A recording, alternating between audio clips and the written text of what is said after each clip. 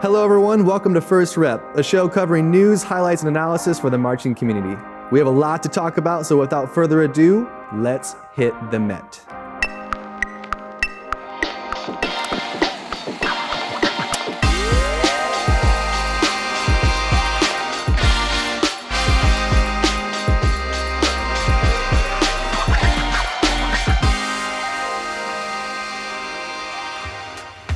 Blue Devils Performing Arts has planned a jam-packed 2021 with exciting virtual and in-person opportunities for students of all ages. Stay tuned to the end of the episode to learn how you can get a discount on these special offerings.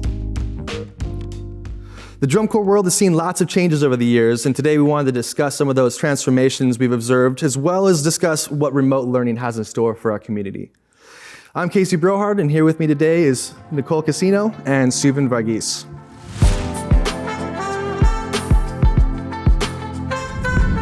Nicole, we've been seeing quite an evolution in percussion features lately. We've been seeing the 70s pushing forward in an arc, down the 50, moving into some more movement ideas, adding electronics, adding some more simultaneous responsibilities, listening demands. No more sticks in anymore, it's all sticks down. What are we doing to ourselves? Where is this going? That seems to be the golden question, right? It's a hard one. I think just like any art form, drum corps has propelled forward with advancements in technology, more athleticism. As our attention spans get smaller, shows get more entertaining, I guess it seems to us. But more importantly, us as battery members get to be featured a little bit more. I mean, you can go back to Cadets of '89 that kind of ushered in this era for corps in the 90s who really started to feature the battery as more than just an accompaniment for the horns. But as you move forward, decades and decades into the 2000s, we see more movement, like you said, more athleticism, simultaneous responsibility. These drum lines are now moving above that hash. You move to 2010s, and you see props having a factor in where the drum lines are placed on the field. I mean, just in 2015 and 2016 alone, both championship shows started with a snare feature. I can only imagine that this trend is going to continue. As we move forward, you know, drum lines are going to be playing more, battery sections are going to be recognized more, and as a snare player, I'm here for it. Yeah, and besides the arm race in props and everyone starting to add, you know, more things on the field, one thing they did remove from the field is obviously the judges. And all for safety reasons, we understand that it's not safe to have judges running around there with what all the members are doing, and it's not safe for the members either. So my question is, Suvan, to you, how is this going to impact the arrangements, the performers? Is there going to be a lot more questions on what they're playing? Are they going to be watering that down, or is it still going to be the same thing? Yeah, Casey, like you said, it's really a question of safety more than anything is why we've had that rule change for the judges. But it is going to make an impact in how designers, create the drill and where they place the drum line. I would think that designers would intelligently look for opportunities to cater to where the judges are, but they're not going to undermine their overall design for the show for that particular reason. At the same time, the standard of excellence, in my opinion, shouldn't change whether they're in the front sideline or the back sideline. If we're in the back sideline, we're not going to get heard by the judge. That doesn't mean we're going to water the notes or not work on that part, because we all know that there's a show before the show. When we're in the lot, we're going to hear everything and we're going to judge it, right? There's a lot more judges out in the parking lot. Absolutely, green shirt or not, right? So I think no green shirt for me. Yeah, it's a big thing for me. And I think that that's going to play a part as well. I think everything is going to be valued as far as the excellence that we do on the field, whether we're heard by the judge or not. So it's really going to differ from group to group and what their values are and what they're looking for. Are they playing for the audience or are they playing for the judge? But I think members are going to look and find similar values with groups that are designing their shows that align and resonate with each member. Yeah. Let's just hope that the quality keeps growing and what we're seeing keeps moving in the right direction. Just a little closer to us in the front sideline. I'm here for it.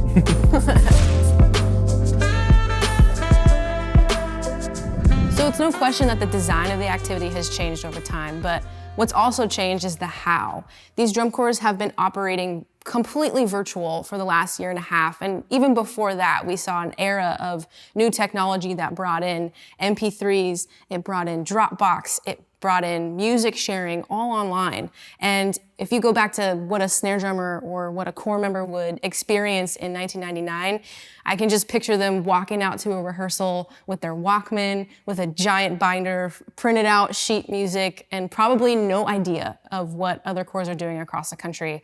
Nowadays, you know everything that every corps is doing. Educators have resources at the tips of their fingers to get music out to their students, and things are just happening so much faster due to these technological advancements. Casey, what are some things that you've seen over your time in the community that has maybe even helped or hindered the process? Well, thanks for just stopping short from calling me a boomer. I appreciate that. That's good. But no, it's a good point.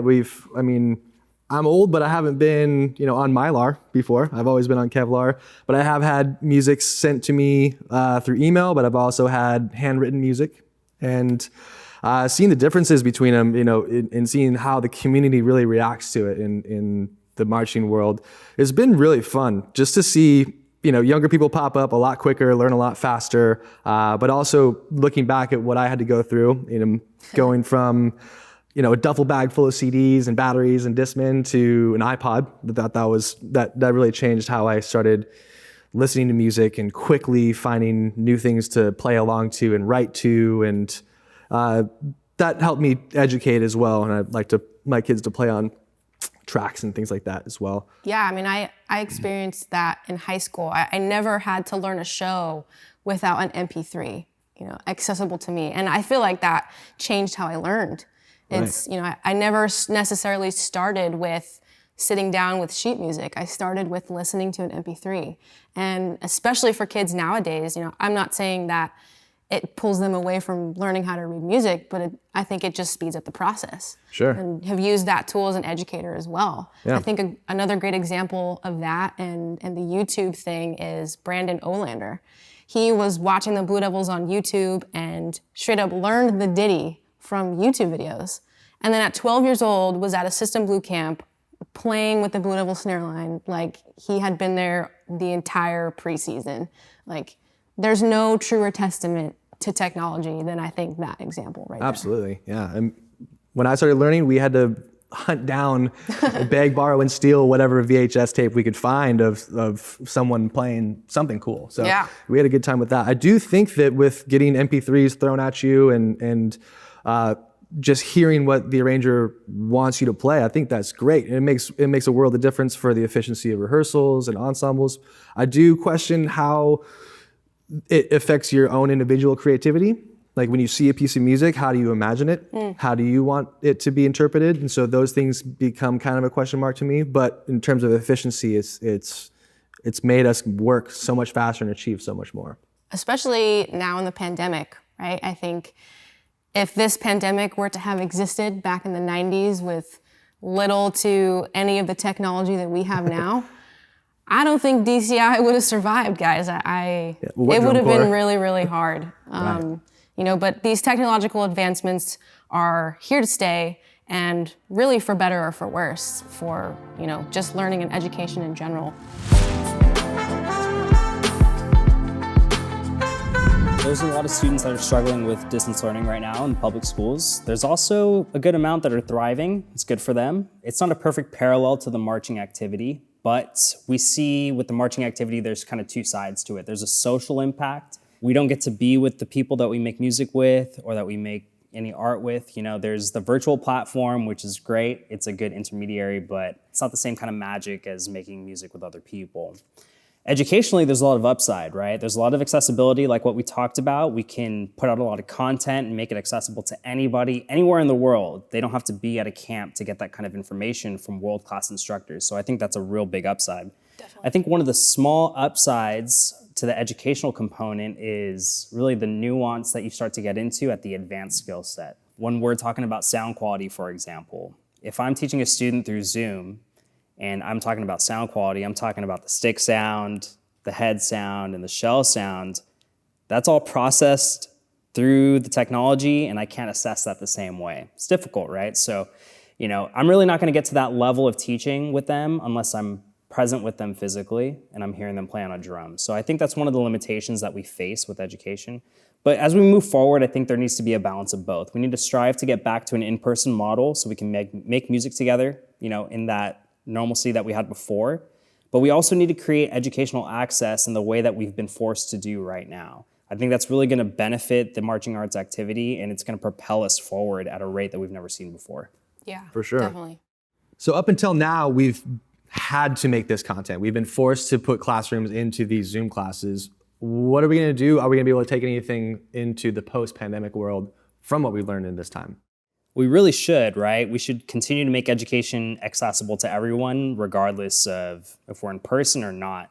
We've seen a great progression in that accessibility at this time, and that should continue afterwards. But really, it's going to depend on if that's a value to each organization. Take Carlos Botello for an example. He's been putting out educational content online for years now.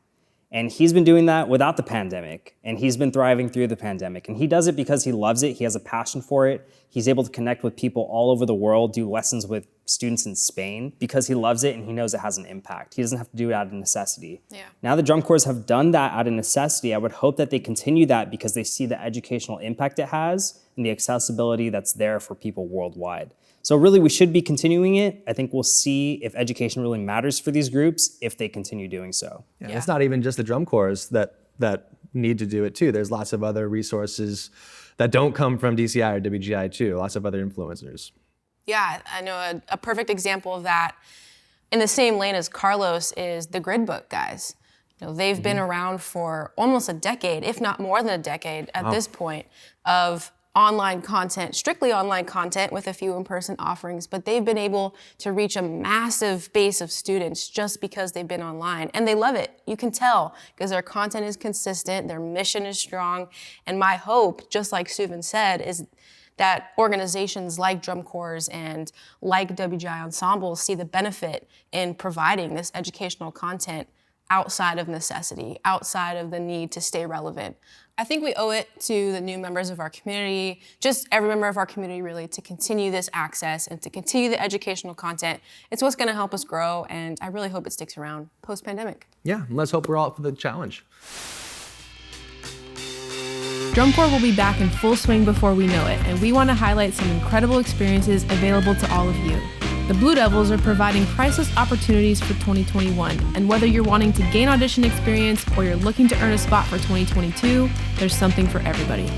You can use our code FIRSTREP10 for a 10% discount on the Virtual Audition Academy, auditions for 2022, and even Blue Devils merch. Don't miss out on the opportunity to get back out on the field with the best of the best. For more information, check out the links in our description below. And that wraps up our episode for today. If you liked what you've seen, go ahead and hit that subscribe button to stay up to date with all the latest news. Please stay safe, and we'll see you next time.